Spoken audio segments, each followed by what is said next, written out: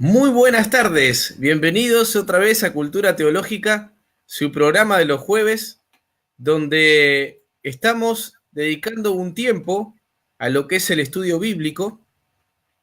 En este momento estuvimos estudiando acerca del infierno. Nos parece y hemos hablado con José que es una doctrina fundamental por una simple razón, por el hecho de que fue clave en la predicación de Jesús. Pero antes de comenzar y de meternos en harinas, me gustaría presentar aquí a mi amigo José de Costa Rica, que él nos está también acompañando en el día de hoy. Recién estábamos en Rincón Apologético y ahora estamos en nuestro programa. ¿Cómo estás, José? Hola Jorge, aquí feliz de que vamos a concluir esta trilogía.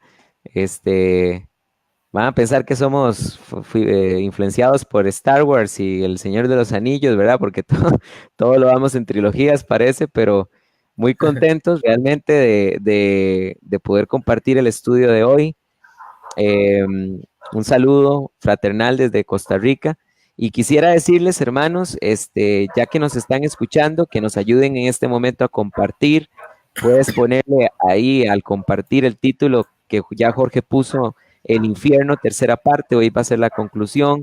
Y también queríamos invitarlos porque hemos visto algunos comentarios a lo largo de la semana del programa, de los programas que hemos dado y nos hemos dado cuenta que hay algunas cosas que aún todavía no están del todo claras y que hay preguntas en las personas que nos han venido acompañando en este estudio. Entonces queremos invitarlos para que si te quedó alguna pregunta de lo que hemos enseñado, escríbela porque vamos a dedicar en algún momento del programa una parte para estar contestando preguntas y tratando de responderlas a la luz de la palabra de Dios. Exactamente. Así que bueno, vamos a comenzar para, por amor al tiempo, como dicen algunos, ¿no? Para no extendernos demasiado. Y bueno, queremos dar un cierre al tema del infierno. Podemos hacer una pequeña reseña.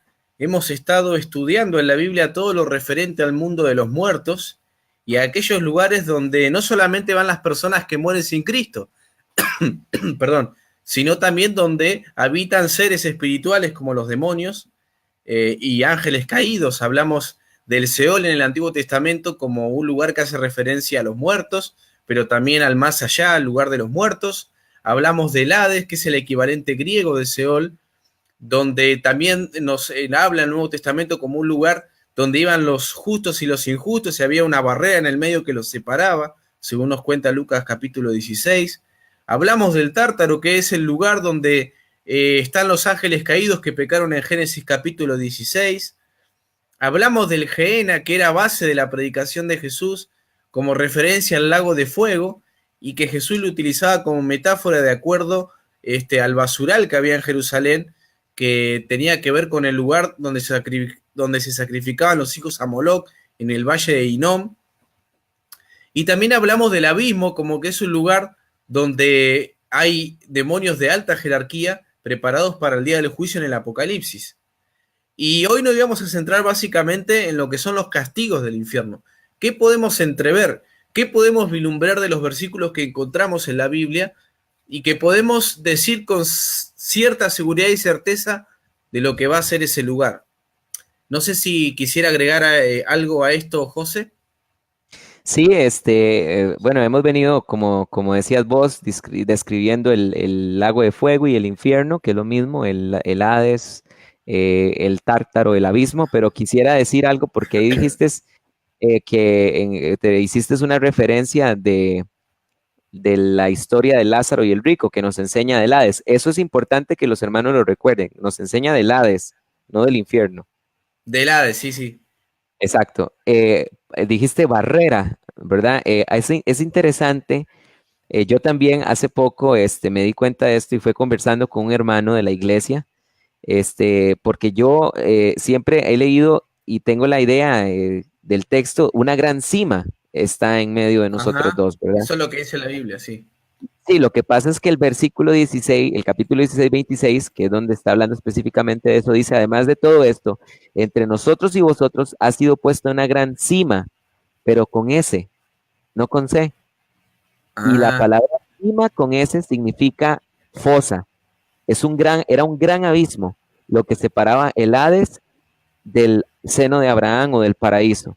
No era un gran monte o una barrera, como lo dijiste, porque yo así pensaba también hace que 2 semanas, sino que era ujú. una gran fosa, una gran cima, que era la que separaba estos dos lugares. Era un abismo que separaba, por decirlo así. No vayan a creer que es el abismo de la prisión de los demonios. Estoy queriendo decir como una gran zanja, un gran cañón era el que separaba esos dos lugares. Ah, mirá. Quizá de ahí también este Dante Alighieri, ¿no? Tomó para hacer su Divina Comedia, ¿no? Porque más o menos lo presenta así en su obra. Como varios escalones, ¿no? Si vos decís que es una ¿Cierto? fosa, si vos decís que es una fosa, es como que más, concuerda más con eso. Bueno, Mm. buenísimo, gracias por la aclaración. Este, ¿Qué te parece si comenzamos diciendo algo que dijimos por arriba en los otros programas? Decíamos que si realmente Jesús descendió, porque la Iglesia Católica tiene un dogma que es que Jesús descendió a los infiernos, ¿no? ¿Esto puede ser realmente posible? La Biblia afirma que Jesús descendió. ¿A dónde descendió? ¿Al paraíso? ¿Al Hades? Y también hay otra cuestión que me gustaría preguntarte, José, porque hay mucha gente que no toma el relato de Lucas como un hecho histórico, como algo que sucedió, como real, sino como una parábola.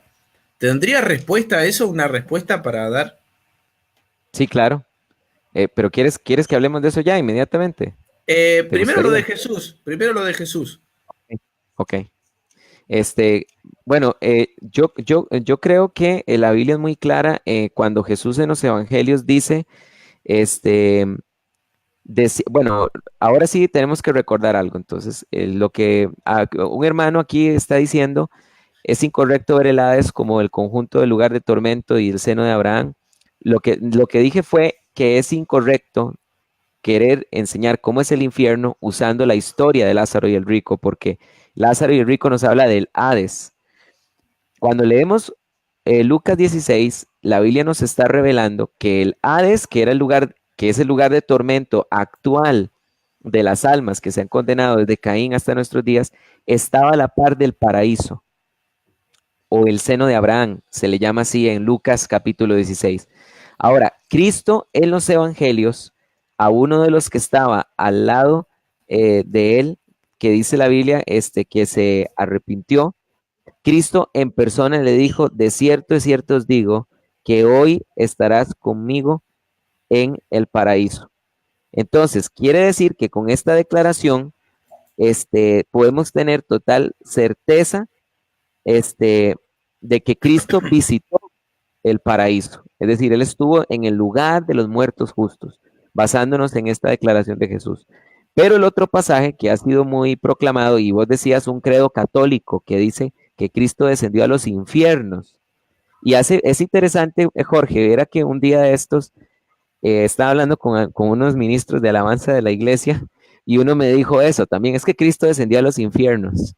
Qué interesante, hermano Jorge, todo lo que hemos adoptado del catolicismo, ¿verdad? Porque ¿de dónde se sacó ese cuento de los infiernos? Bueno, de ese credo católico que estás mencionando.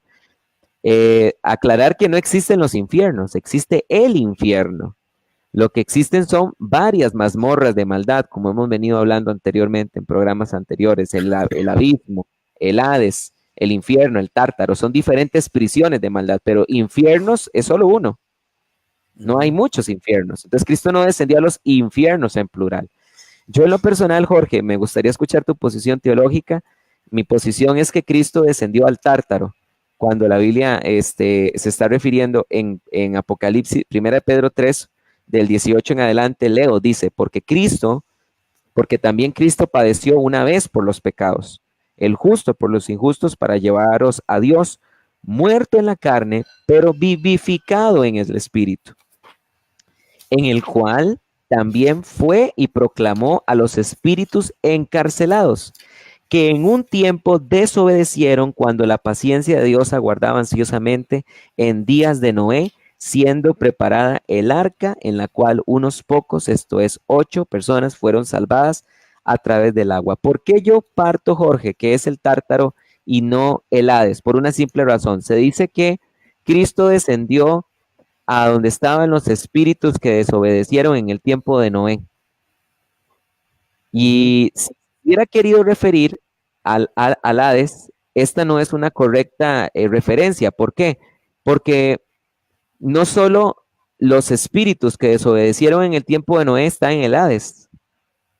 Hay digamos, las almas que se condenaron antes del tiempo de Noé ya están en el Hades. Las que se condenaron, la generación de Noé que se condenó, que se la llevó el diluvio, es cierto que era desobediente, pero también después de Noé siguen llegando almas al Hades.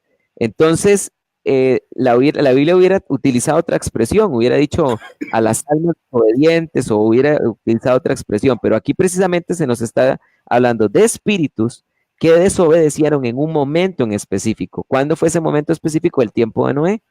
Entonces, eso es lo que me hace pensar que aquí se está refiriendo a el Tártaro. ¿Y qué fue Cristo a hacer al Tártaro? A perdonarlos. De ninguna manera, porque la Biblia dice que Dios no perdonó a los ángeles que pecaron, sino que Cristo lo que fue a hacer ahí fue a proclamarse Señor de ellos, a proclamarse como triunfante que había, porque la Biblia también dice que él exhibió a los principados. Entonces esto fue lo que Cristo fue a hacer al Tártaro, pero me gustaría saber cuál es tu opinión con respecto a este pasaje. Me parece una interpretación lógica, defendible. Yo lo único que hay otros versículos, por ejemplo, que también dan a entender que Cristo pudo haber descendido al Hades para proclamar su victoria. En todo caso, lo que estamos de acuerdo es en que Jesús, si descendió, ya sea al Tártaro o al Hades, no lo hizo para predicar el Evangelio como algunos piensan, ¿no? Porque eso sería ir en contra de la doctrina bíblica. En todo caso, tanto si descendió al Tártaro como al Hades, lo hizo para proclamar su victoria, ¿no? Porque en Colosenses dice que en la cruz él exhibió públicamente a todas las autoridades, ¿no? En ese sentido tiene lógica, porque vos estarías afirmando que él desciende para confirmar su victoria a esos espíritus también. Eso iría en cierta concordancia con Colosenses, ¿no? También en Apocalipsis capítulo 1, versículo 16 y 18, nos dice que el Señor tiene las llaves de la muerte y el Hades, ¿no? O sea, Él controla, y cuando tenemos una llave, nosotros podemos entrar también. Generalmente la llave es para poder entrar o salir. Es probable que al decir la llave lo que quiere decir es la autoridad o el dominio sobre eso, ¿no? Pero también yo había concluido, o me inclinaba a pensar que Él pudo haber también descendido al Hades para manifestar su victoria a todas En el las Hades almas. también. En el Hades también, sí. Pero bueno, sí, no es una cuestión que digamos, me preocupe demasiado. Y Efesios Eh, capítulo 4, versículo 9, también dice que él descendió a las partes más bajas de la tierra, ¿no? Y uno podría efe- decir que qué raro que Pablo no dijo al Tártaro, sino solamente a las partes más bajas de la tierra, pero inclusive ese versículo también puede ser interpretado de otra manera. Por ejemplo, hay hermanos que dicen que descender a las partes más bajas de la tierra en realidad quiere decir que descendió a la tierra simplemente, a los estratos más bajos de los seres humanos. O sea, que es un pasaje que ya se presta a interpretación, ¿no? Pero bueno, sí, de todas Amén. maneras, es lógico lo que decís, tenés cierta base para decirlo, estoy de acuerdo. Bueno, viendo estos pasajes que estás mencionando, sobre todo cuando dice mías son las llaves del Hades y la muerte, em, nada más tenemos que entender que si logramos demostrar que Pedro se está refiriendo al Tártaro, eso no quiere decir que no pudo haber descendido al Hades también. No es Claro. excluyente. De hecho, pensándolo bien, tomando en cuenta estos pasajes que estás mencionando, me hace pensar que Cristo también pudo haber descendido ahí para declararse Señor. Sobre todo porque me llama muchísimo la atención esa expresión, mías son las llaves del Hades y la muerte. Es decir, Cristo le pertenecen, ¿verdad? Es interesante que la Biblia habla, también podríamos pensar de que Cristo pudo haber descendido al abismo.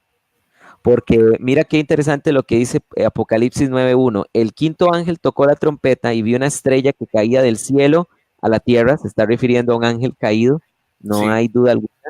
Y mira lo que dice, y le fue dada la llave del pozo del abismo. Es interesante, entonces se está hablando aquí de que se le dio, no les pertenecía la llave del pozo del abismo a este ángel caído, no le pertenecía a él, sino le fue entregada. Entonces, es interesante que podríamos concluir que tal vez Cristo descendió a estas mazmorras, tal vez a todas las mazmorras, para declararse Señor, claramente. Nunca para predicar, sino solo para declararse Señor. Y definitivamente, como lo decías anteriormente, de esa manera, este, proclamarse Señor. Lo que sí somos contundentes, nunca para predicar, porque segunda de Pedro, capítulo 2, versículo 4, dice lo siguiente. Pues si Dios no perdonó a los ángeles que pecaron, ahí está clarísimo, Dios no los sí. perdonó. No hay perdón para los ángeles. Y es interesante que ahora, bueno, íbamos a hablar en cultura y al final no terminamos hablando, perdón, el rincón del, del libro de Enoch.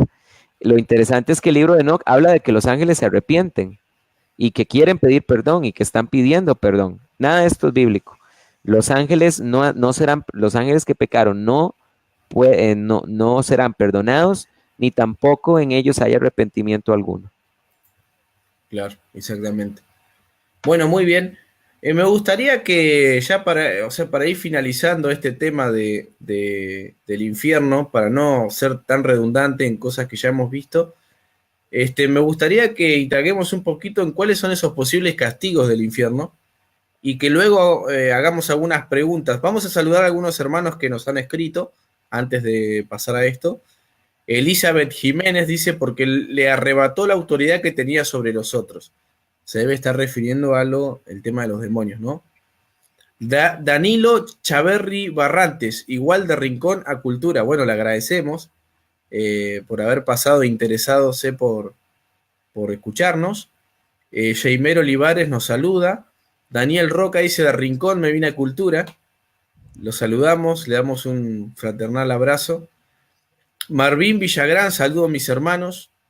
Santiago Larcón, este hermano es una plaga, ¿eh? Este hermano realmente no sabemos cómo sacarlo de encima. No, le agradecemos a Santi que nos dio ahí la oportunidad de poder estar en su página. Pierre Belandia nos saluda. Justín López, Eduardo CH Oche, Luis Felipe Macedo, muchos saludos. Bueno, Samuel Trujillo. Bueno, ahí vos contestaste, ¿no? Algunas preguntas. Acá nos dice también que es incorrecto ver el Seol, nombrado Hades en la mitología griega, como el conjunto lugar de tormento y seno de Abraham. En todo caso, es el destino de los muertos, dice. ¿Querés contestarle? Es que no entiendo bien lo que quiso decir. Yo tampoco. A ver, Lo es que sí, incorrecto. El tema es que el Hades es nombrado en la mitología griega, pero también es tomado por el judaísmo tardío. Y el judaísmo le da su propio modelaje. De hecho, en el capítulo 22 del libro de Enoch, anticipa un poco lo que dice Lucas. Habla del Hades como un lugar donde están los justos e injustos, porque aparentemente en el Antiguo Testamento el hombre primitivo del Antiguo Testamento pensaba que en el Seol iban tanto injustos como injustos, ¿no? Y en el Hades, en el judaísmo tardío, se empieza a desarrollar más este tema y aparece en el libro de Enoch esta distinción entre justos e injustos en ese lugar. Y Lucas termina rematando con esto de la cima, ¿no? Que los separa. Así que hay una evolución teológica ahí en cuanto al Seol y al Hades. No sé si eso quizás responde un poco lo que Samuel Trujillo está preguntando. sí, y también decirle que, bueno, que tiene que entender que en el Nuevo Testamento, o sea, ya nosotros dijimos que el Hades es el equivalente al Seol, pero según el contexto, también el Hades simplemente se va a referir al lugar donde van los muertos, Claro. según el contexto. Por ejemplo, un ejemplo de eso está en Hechos 2:26, cuando Pedro está citando el Salmo 16 de David, donde dice, pero por esto mi corazón fue alegrado y mi lengua se regocijó en extremo, está hablando sobre el Mesías, y aún mi carne también descansará en esperanza, pues no abandonarás mi alma en el Hades. Claramente el alma de Jesús no se iba a ir al lugar, al Seol, entendiéndose como la prisión donde fue el rico, en la historia de Lázaro y el rico. Pero aquí más bien vemos que Hades está siendo utilizado como una referencia simplemente al lugar de los muertos.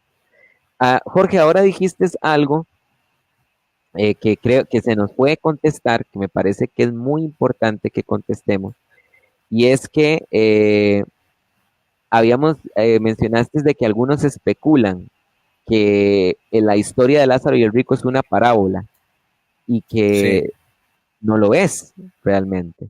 Yo quisiera contestar rápidamente eso y decir por qué no lo es. No lo es por la siguiente razón. Bueno, dale. No lo es por las siguientes razones. En primer lugar, porque em, se nos están dando nombres específicos de personas, cosa que no ocurre en ninguna otra, en ninguna parábola de Jesús. Jesús nos habla de reyes, nos habla de un hijo pródigo, nos habla de un padre, nos habla de siervos, pero nunca se menciona personas en específico. En esta historia sí, se mencionan lugares en específico. Y tal vez alguna persona podrá decir, bueno, pero es que no se mencionó el nombre del rico.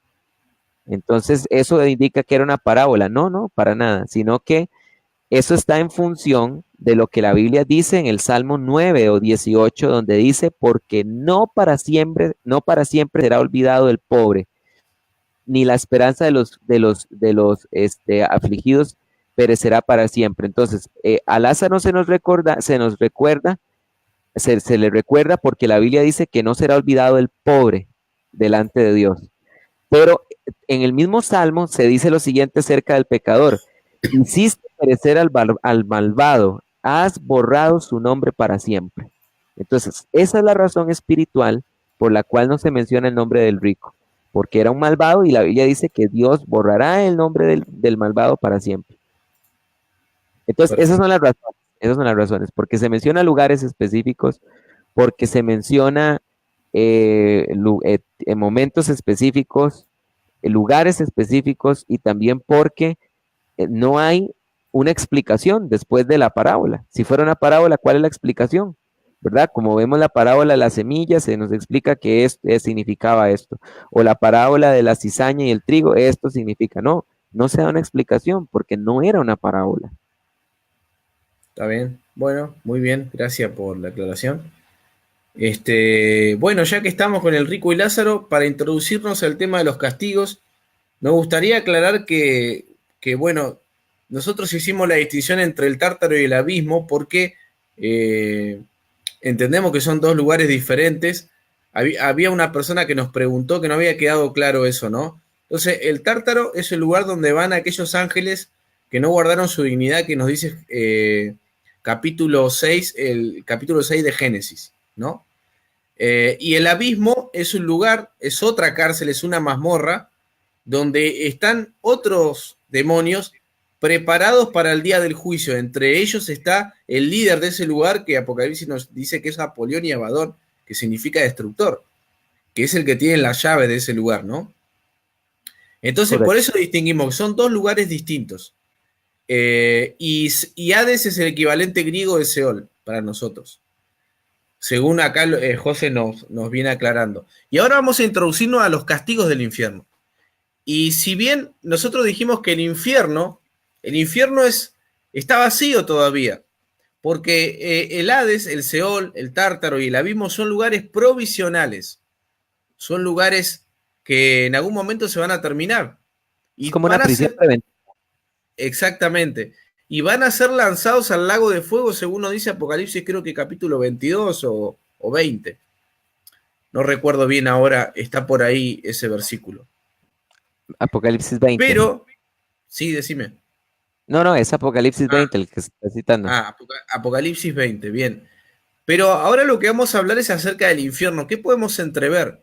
¿Qué podemos vislumbrar acerca de los castigos? Y bueno, Podemos empezar con Lucas capítulo 16, versículo 22, donde nos habla ahí del rico y Lázaro.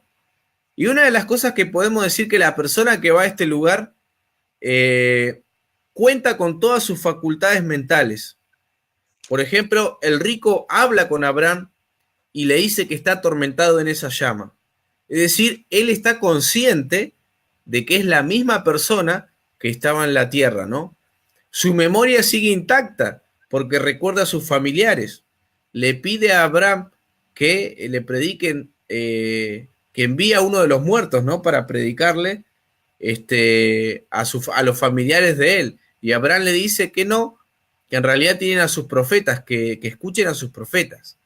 Así que no debemos pensar, como dicen las religiones orientales, que la persona que se muere se fusiona con un todo o se reencarna en otra cosa y nunca es consciente de que murió. No, y eso es justamente lo peor del infierno. El hecho de que la persona sigue consciente, hay conciencia y hay memoria. De hecho, dijimos que el peor castigo del infierno es justamente saber que en ese lugar no está la presencia de Dios, porque Pablo da la mejor definición de lo que es el infierno, por lo menos a mi juicio. Cuando él habla del juicio final, dice que ahí estarán excluidos de la presencia y de la gloria de su poder, según Tesalonicenses 1:9. Lo leo, dice lo siguiente: los cuales sufrirán pena de eterna perdición, excluidos de la presencia del Señor y de la gloria de su poder. Así que ese es quizá el mayor castigo del infierno.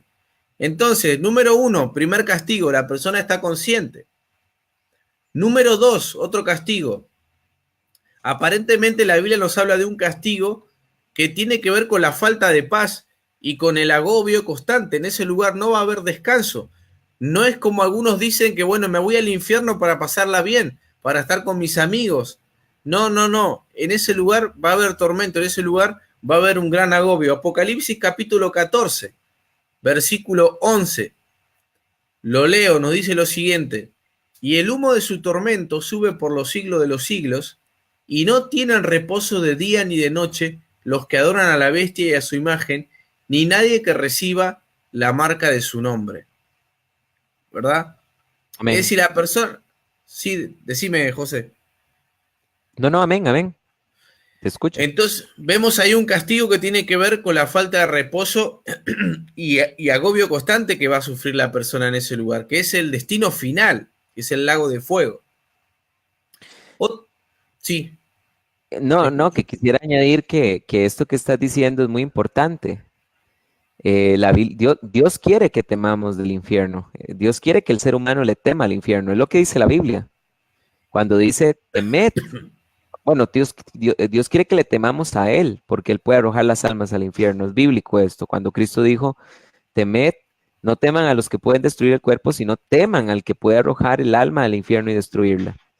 Eso que decís de que es un lugar de tormento, que no hay reposo, como lo está citando en Apocalipsis, nunca se me va a olvidar, Jorge, que cuando yo estaba en quinto año, o cuarto año, no me acuerdo, un profesor, estábamos hablando, no me acuerdo de qué tema, pero de repente salió el tema del infierno. ¿Y sabes qué nos dijo? Nos dijo lo siguiente: nos dijo que era mejor irse al infierno que al cielo, porque en el infierno había libertad para andar con mujeres. Esa fue el argumento de él. Entonces, lo que yo estoy queriendo decir es de que vos sabes que la opinión de un profesor puede tener muchísimo impacto sobre los estudiantes. Y esta idea de que el infierno no es tan malo, hay que desecharla de lleno. Como vos estás diciendo, es un lugar de completo tormento. Eso tiene que entenderlo las personas. No tenemos que dejarnos influenciar por Hollywood ni por el mundo medieval con respecto al infierno, porque mucho de eso ha influido en la mentalidad occidental acerca de cómo es el infierno. Todo lo que es la llama, el azufre y cuestiones que podemos ver es la construcción de la mente humana para poder describir un lugar que es básicamente indescriptible, porque es un lugar espiritual, ¿no? Así que otro castigo que podemos trazar también es algo que Jesús dice en Mateo capítulo 13, versículo 42, y yo le llamo esto como un castigo a los sentidos. el castigo al oído.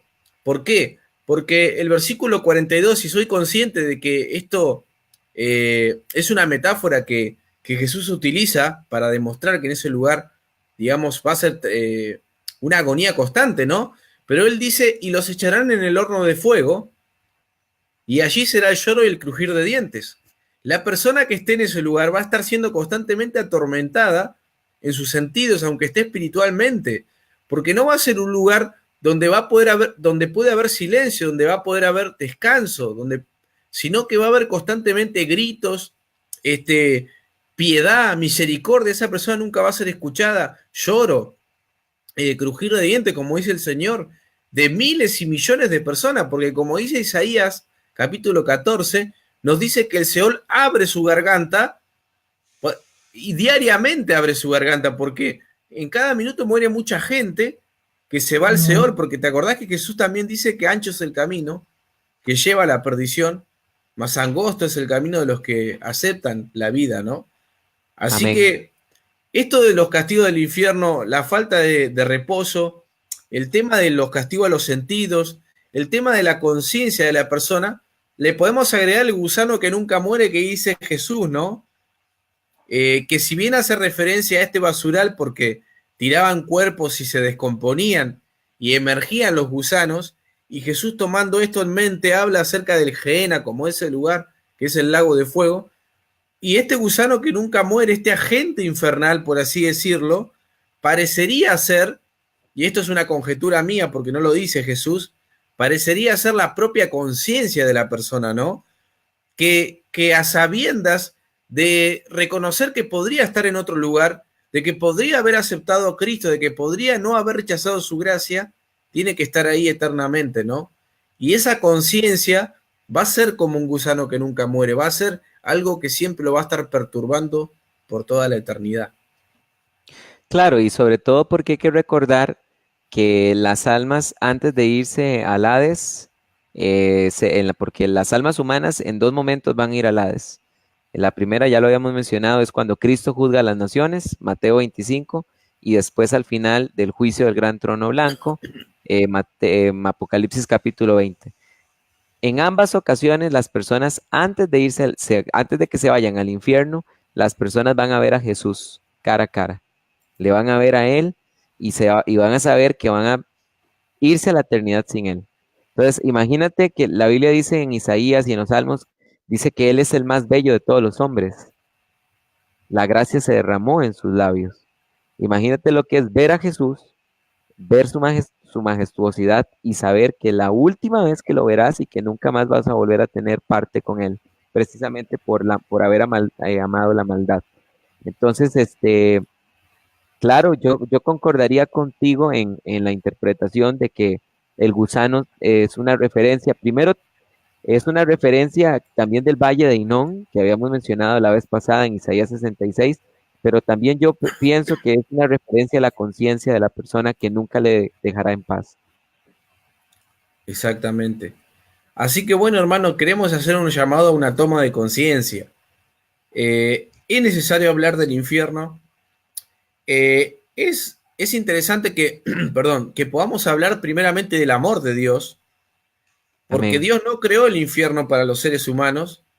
Dios no envía a nadie al infierno, el hombre se envía solo, pero también es parte del Evangelio, porque a nosotros nos gusta quizás citar muchas veces, y esto lo compartía con los hermanos de la iglesia, nos gusta citar Juan 3:16, porque nos habla del amor de Dios, pero en el versículo 8 nos dice que el que no cree ya ha sido condenado.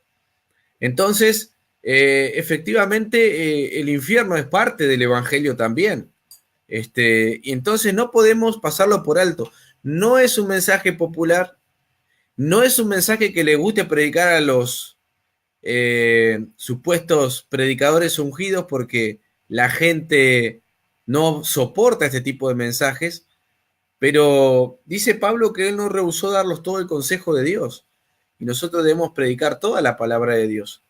Así que queremos para finalizar llevarlos a una toma de conciencia de que quizá tenés un vecino, quizá tenés un familiar, quizá hay personas que te rodean diariamente y es interesante que le puedas predicar el Evangelio. Si sos consciente de toda esta realidad, efectivamente vas a ser culpable por no predicar el Evangelio. Nos dice Pablo que ¿cómo irán si no hay quien les predique? Así que permítame hacer esta pequeña humilia y esta exhortación para que realmente tomemos en serio esta doctrina y la enseñemos en las iglesias a donde vamos. No tengamos miedo en hablar del infierno porque es una realidad, ¿no? No sé, ¿querés Sí, decir algunas palabras? sí, yo quisiera motivar a los maestros y pastores, si nos están escuchando, de que no tengan temor alguno de predicar de este tema. Yo tengo la buena experiencia de que puedo testificar que hace, en el mes de octubre, dimos 3 prédicas seguidas acerca del infierno y la iglesia no quedó vacía. La iglesia más bien, la asistencia aumentó. Muchas personas, perdón, llegaron a escuchar sobre el mensaje y precisamente muchas personas nos decían que precisamente vinieron a escuchar el mensaje porque nunca en sus vidas habían escuchado un estudio del infierno. Entonces, lo que tenemos que entender es que la obligación de nosotros es predicar el consejo de Dios y Dios irá añadiendo las personas que tienen que ser salvas. Si nosotros somos fieles en predicar el consejo de Dios completo, Dios irá añadiendo por sí solo las personas que deben añadirse a la iglesia y la iglesia irá creciendo naturalmente. Había algo más que quería decir. No es, como decías vos, popular, pero es el mensaje de Jesús. Este, la Biblia dice en Apocalipsis 22:14, dice, bienaventurados los que lavan sus ropas para que tengan derecho al árbol de la vida y entren por las puertas de la ciudad. Pero aquí está el evangelio de Jesús clarísimo, dice, fuera los perros y los hechiceros, los fornicarios y los homicidas y los idólatras, y todo el que ama y practica la mentira.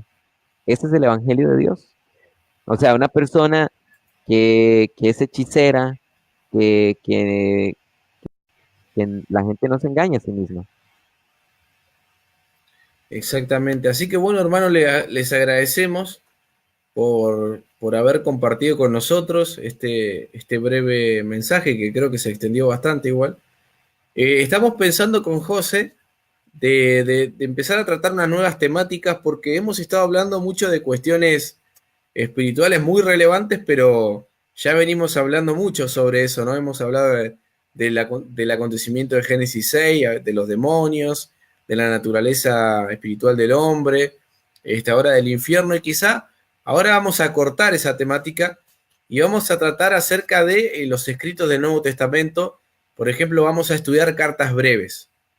Quizá vamos a comenzar el jueves que viene con Segunda Juan o con algún libro breve del Antiguo Testamento. Así que todos los jueves usted a las 20 horas tiene un programa donde se estudia la palabra y los invitamos a que ustedes compartan estos programas y que también inviten a otras personas a poder escucharlos para que el programa vaya creciendo y tenga cada vez más audiencia. Porque el único propósito que tenemos con José es que Dios sea glorificado con este programa.